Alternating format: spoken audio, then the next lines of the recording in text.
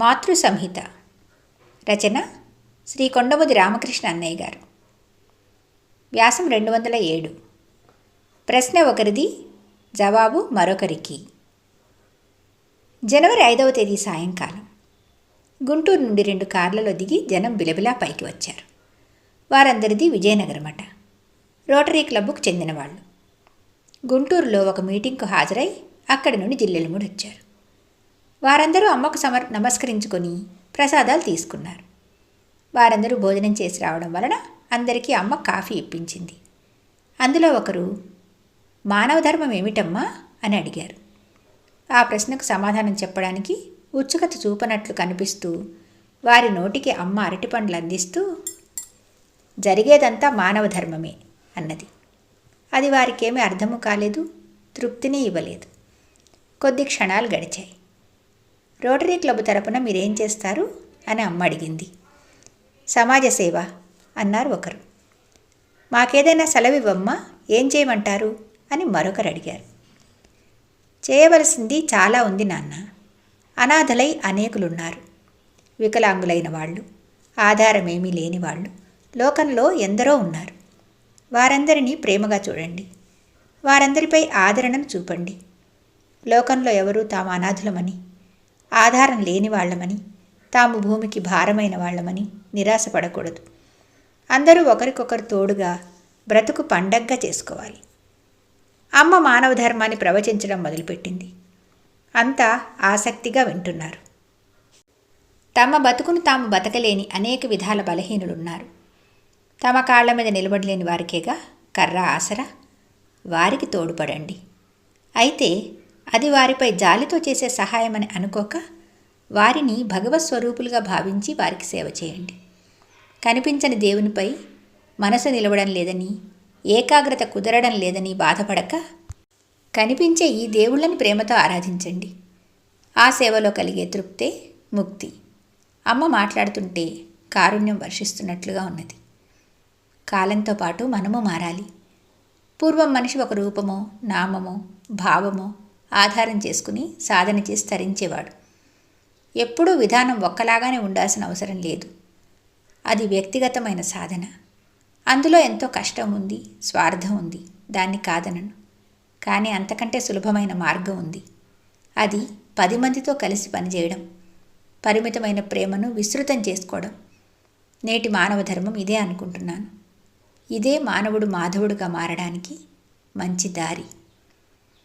గంభీర స్వరంతో చెబుతున్న అమ్మ మాటలు వింటుంటే అందరి హృదయాల్లో స్పందన, ఉత్తేజం, చైతన్యం కలిగాయేమో.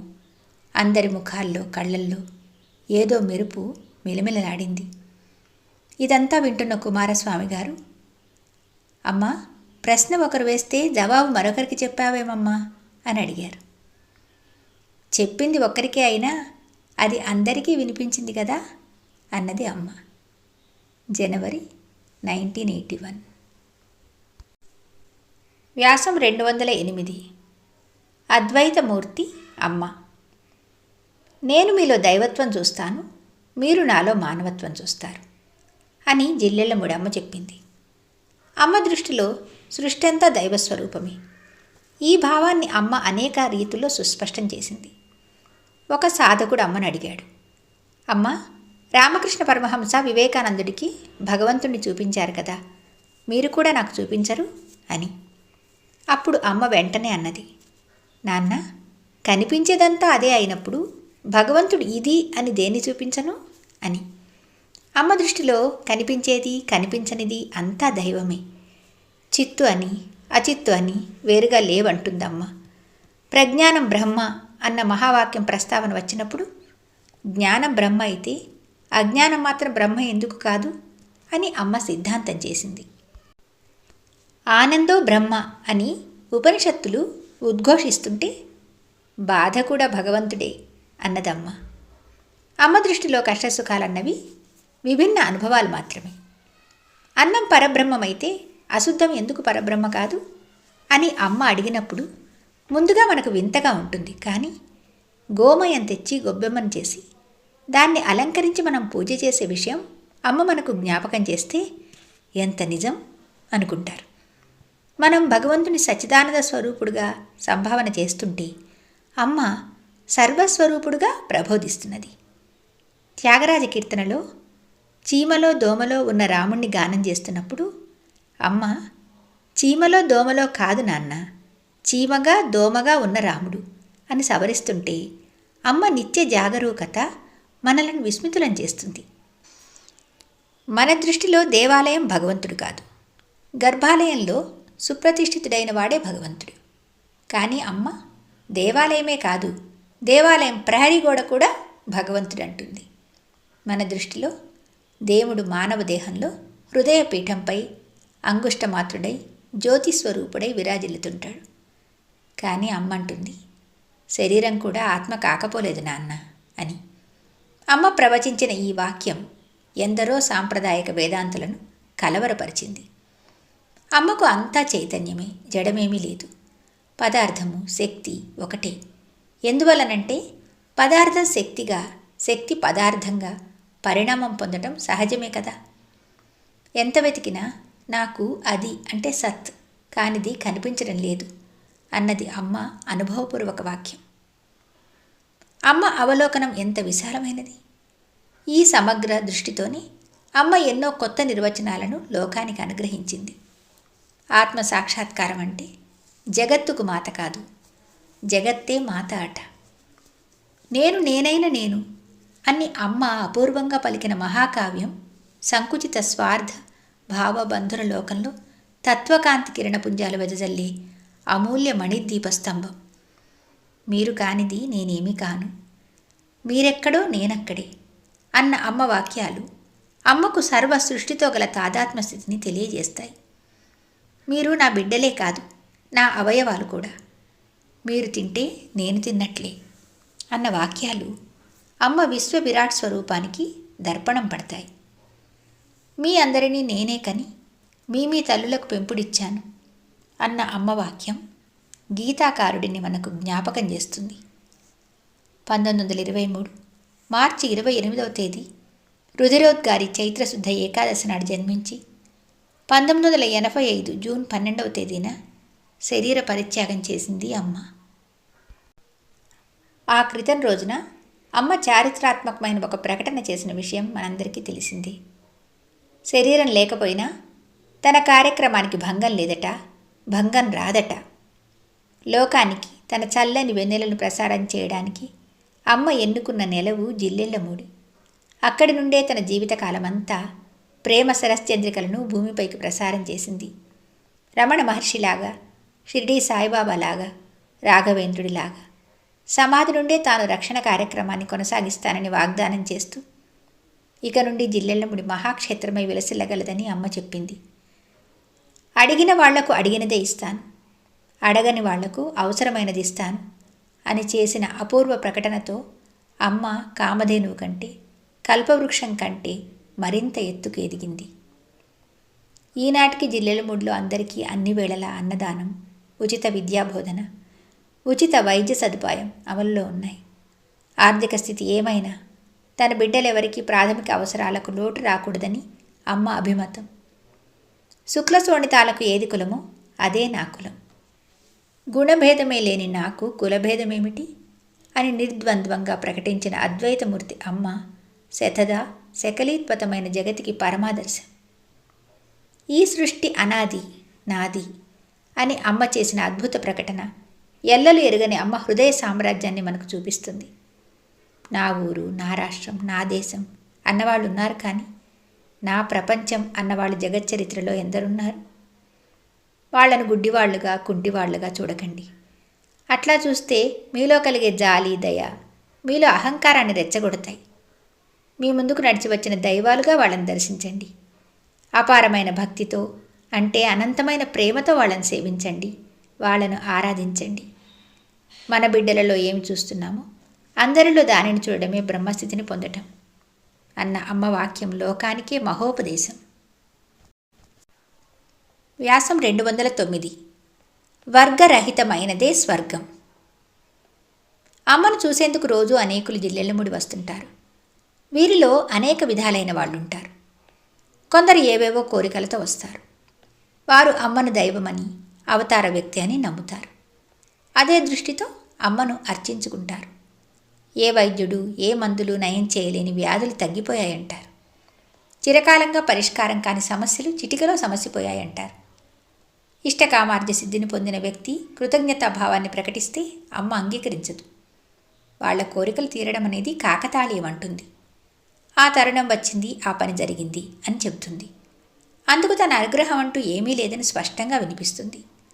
జిల్లెలముడి రాకపోయినా, తనను చూడకపోయినా ఆ శుభం జరిగే ఉండేదని చెబుతూ ఎందుకైనా తరుణం రావాలి అని ఉద్ఘాటిస్తుంది.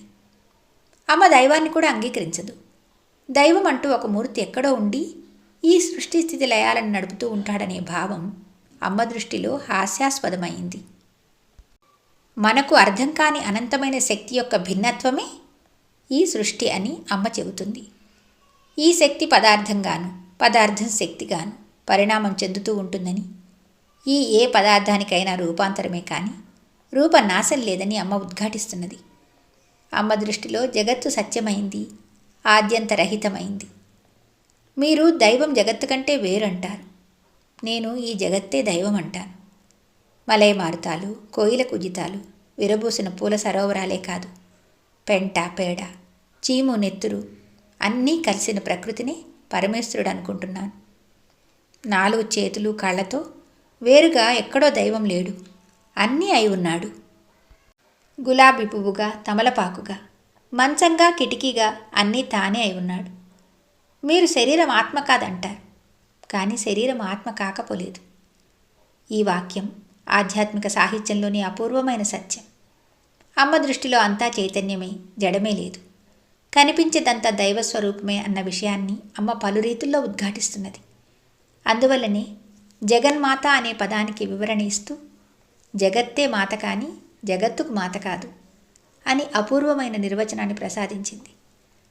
ఆత్మ సాక్షాత్కారం అంటే సర్వము ఆత్మగా, అంటే దైవంగా కనిపించడమట. అందువల్లనే అమ్మ నేను దేనికోసమూ ఏది చేసింది లేదు, ఆరాధన కూడా ప్రత్యేకంగా దైవం ఒక దాంట్లో ఉన్నాడని ఆరాధించలేదు. మీ అందరినీ ఆరాధించడము, మీరందరూ దైవం అనుకోవడమే. సాధన చెయ్యాలని నాకు లేదు, చేసింది లేదు. నేను ఏనాడు పూజ చేసి ఎరగను, దీపారాధన కూడా చేసి ఎరగను అని ఘంటాపథంగా చెప్పింది. విచిత్రమైన విషయం ఏమిటంటే అమ్మను చూసేందుకు వచ్చే వాళ్లలో అత్యధికులు అమ్మను పూజిస్తారు. అమ్మను ఎవరి ఇష్టదైవ రూపంలో వారు భావిస్తారు. అమ్మ మాత్రం నేను దైవాన్ని కాదు, నేను మీలాంటి దాన్ని, సర్వసామాన్య వ్యక్తిని అంటుంది. మరి ఈ పూజలు ఎందుకు అంగీకరిస్తున్నారమ్మా అని ప్రశ్నిస్తే మీరు మాత్రం పూజలు నాకని చేస్తున్నారా? ఏ లక్ష్మి అనో, పార్వతి అనో, సరస్వతి అనో చేసుకుంటున్నారు కానీ అని సమాధానం చెబుతుంది. పూజల విషయంలో అమ్మ చెప్పే మరో కారణం ఉంది. మనస్సుకు అత్యంత ఉన్నతమైన స్థానాన్ని ఇస్తున్నది అమ్మ. శరీరము మనస్సు యొక్క కలయిక మాత్రమే మనిషి అంటున్నది. ఆధ్యాత్మిక సాంప్రదాయవాదులు చెప్పే జీవాత్మను అమ్మ చెప్పడం లేదు. దయలేని మనస్సులే దయ్యాలు అని ఒక సందర్భంలో చమత్కారంగా ప్రవచిస్తూ అస్వతంత్రమైన మనస్సే మానవత్వం, స్వతంత్రమైన మనస్సే దైవత్వం అని వివరించింది.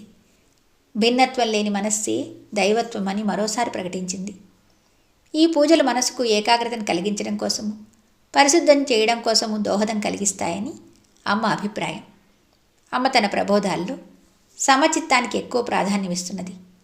పరిపక్వమైన మనసన్నా, పరిపూర్ణమైన మనసన్నా అదేనని అమ్మ చెబుతున్నది. పరిపూర్ణమైన మానవత్వం అంటే కూడా అదేనని అమ్మ ప్రవచిస్తున్నది. మానవతకు పరాకాష్ఠ స్థితి కూడా సమదర్శనమే అని అమ్మ నిరంతర ప్రబోధం. ఈ ప్రబోధం అమ్మ కేవలం వాక్కు ద్వారానే మనకు అందించడం లేదు. మనసా తాను అదే శిఖరాగ్రస్థితిలో అధివసించి కర్మణా మనకు ఆదర్శంగా ప్రవర్తిస్తున్నది. ఈ త్రికరణ శుద్ధి నేడు లోకంలో మృగ్యమైపోయింది. ఎక్కడైనా అది కనబడితే చాలు లోకానికి ఆరాధ్యమైపోతున్నది. నేను ఏమి చెప్పినా నా అనుభవంతోనే చెబుతాను అంటుందమ్మ. అమ్మ అనుభవం అపారమైనదిగాను, అమ్మ జ్ఞానం అనంతంగాను అగాధంగాను కనిపిస్తుంది. అందువల్లనే అనేకులు జిజ్ఞాసువులు అమ్మను దర్శిస్తారు. మామూలుగా అమ్మ ప్రాథమిక పాఠశాలకు కూడా వెళ్ళలేదు, ఏమీ చదువుకోలేదు, గ్రంథ పరిచయం లేదు, ఏ శాస్త్ర వాసన లేదు. అందువల్లనే అమ్మ ఏ విషయం మాట్లాడుతున్నా ఏ శాస్త్రాల్లో నుంచి ఏ ప్రమాణ వాక్యాలను ఉదహరించదు. తన అనుభవమే తనకు ప్రమాణం. అనుభవం శాస్త్రాన్ని ఇస్తుంది, కానీ శాస్త్రం అనుభవాన్ని ఇవ్వదు కదా. అమ్మకు గురువు కూడా ఎవరూ లేరు. ఎవరికైనా చెప్పినా వాళ్ల మనసే వాళ్లకు అసలైన గురువు అని అమ్మ ప్రవచనం. పరిస్థితులు బోధించినట్లుగా మరెవరూ బోధించలేరని అమ్మ పదే పదే చెబుతున్నది. అందువల్లనే అమ్మకు లోకమే పాఠశాలట, తన అనుభవమే శాస్త్రమట. కనుకనే అమ్మ ఏం చెప్పినా, ఎప్పుడు చెప్పినా ఆ వాక్యాలు కొత్త కాంతులతో, సహజమైన సౌందర్యంతో అలరారుతుంటాయి.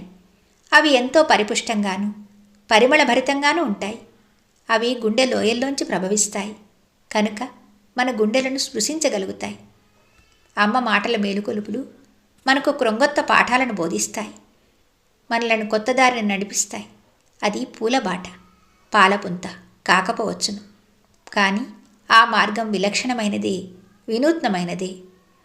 అమ్మ అనుభవసారం ఈ కనిపించేదంతా దైవమేనని, దైవం కానిదేదీ లేదని, ఎంత వెదికినా నాకు అది కానిది కనిపించడం లేదు అని అమ్మ ఘంటాపదంగా చెప్పింది. అందువల్లనే అమ్మ దృష్టిలో అసత్తు లేదు, జడం లేదు. అన్నం పరబ్రహ్మ స్వరూపమైతే మరి అశుద్ధమో అని అమ్మ ప్రశ్నిస్తే వినగానే మనకు విడ్డూరంగా ఉంటుంది. కానీ గోమయాన్ని తీసుకువచ్చి గొబ్బెమ్మను తయారు చేసి గౌరీదేవిగా మనం అర్చించడాన్ని జ్ఞాపకం చేస్తే మనం విస్తుపోతాం. అట్లాగే ప్రజ్ఞానం బ్రహ్మ అయితే అజ్ఞానం సంగతి ఏమిటి అని అడుగుతుందమ్మ. ఆనందో బ్రహ్మ అన్న వాక్యాన్ని బాధా భగవంతుడే అని పరిపూర్ణం చేస్తుంది. తేజస్సే కాదు, తిమిరము దైవమేనట. మాతృదేవోభవ, పితృదేవోభవ అని ఉపనిషత్తులు ఉద్ఘోషిస్తుంటే అమ్మ తల్లిదండ్రులకు పిల్లలు అర్చాస్వరూపులే అని కొత్త సందేశం ఇస్తున్నది. మరి గురువుకు శిష్యుడు భగవంతుడేనట. వైద్యునికి రోగులు దైవస్వరూపులేనట. అమ్మ వైద్యులకు సలహా ఇచ్చింది. రోగిపై జాలితో కాదు నాన్న, భక్తితో సేవించు అని. భగవంతుడు తనను సేవించుకోవడానికి వైద్యులకు అనుగ్రహించిన ఒక అవకాశం రోగి. భర్త భార్యకు దేవుడట, భార్య భర్తకు దేవతట. త్యాగరాజ కీర్తనలో చీమలో దోమలో అని వింటూ చీమగా దోమగా అని సవరించింది. అమ్మ దృష్టిలో దైవం సర్వాంతర్యామి కాదు, దైవం స్వరూపుడు. నిరాకారుడంటే అన్ని ఆకారాలు అయినవాడట. నిర్గుణుడు అంటే అన్ని గుణములు కలవాడట. ఈ సృష్టి సర్వము దైవస్వరూపమే కనుక అంతా అర్చనీయమేనని అమ్మ భావన. అర్చించడం అంటే ప్రేమించడమేనట. సామాన్యంగా మన ఆధ్యాత్మిక సిద్ధాంతాలు ఈ లోకము, సంసారము, మమకారాలు బంధహేతువులని, ఇవన్నీ త్యజించాలని, కనీసం వీటికి దూరంగానైనా ఉండాలని హెచ్చరిస్తుంటే అమ్మ మరో మార్గాన్ని ఉపదేశిస్తున్నది. ఈ లోకం కాక లోకేశుడంటూ వేరే లేడు కనుక లోకాన్ని ఆరాధించమంటున్నది. లోకంలోని ప్రతి అణువును ప్రేమించమంటున్నది.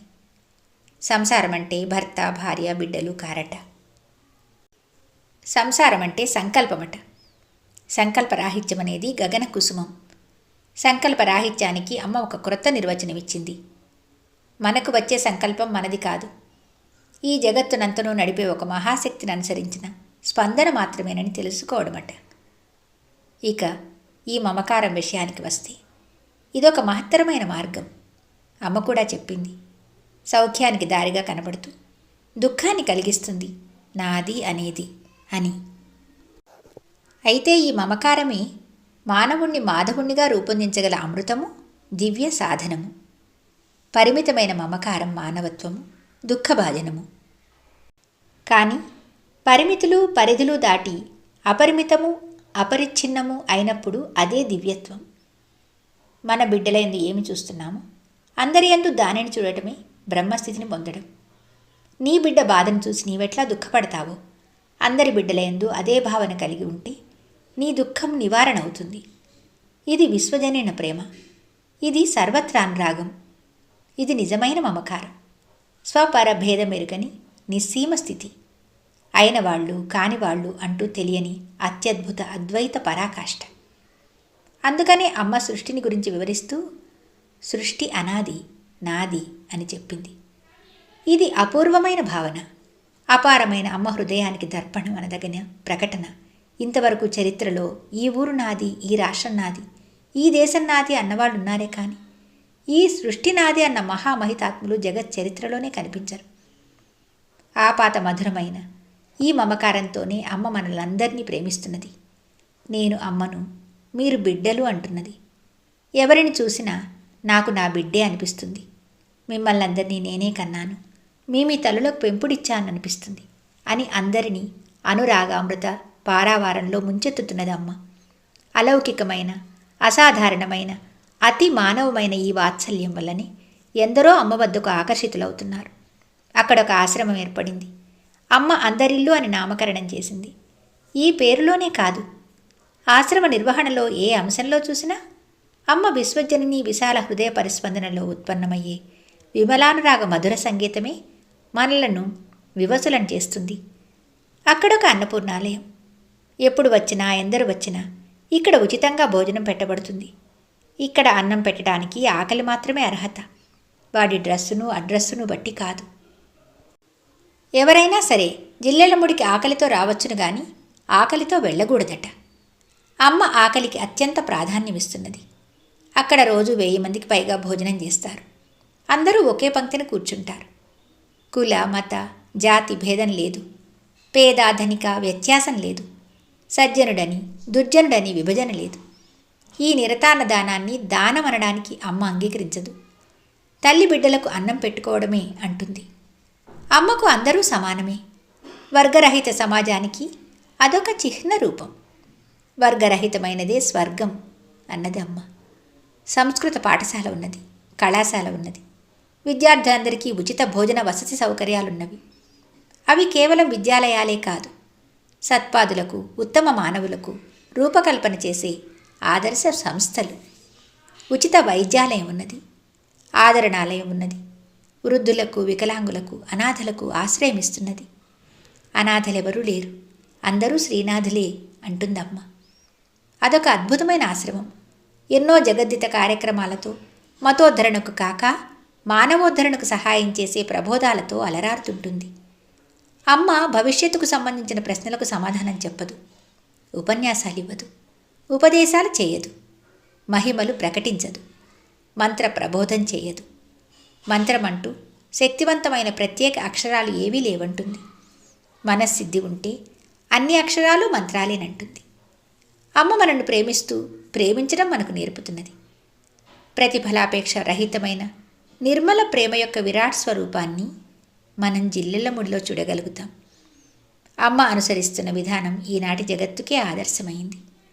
అమ్మ ప్రబోధిస్తున్న సర్వత్రా అనురాగం ఈ కాలానికి ఎంతో అవసరమైంది.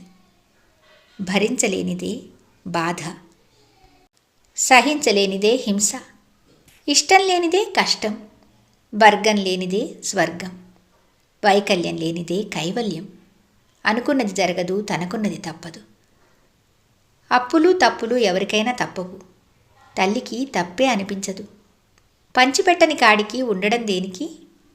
తృప్తే ముక్తి అన్న అపూర్వమైన నిర్వచనాలతో, ప్రవచనాలతో అమ్మ అనుదినం అసంఖ్యాకులకు క్రొత్త పాఠాలు నేర్పుతూ ఉంటుంది.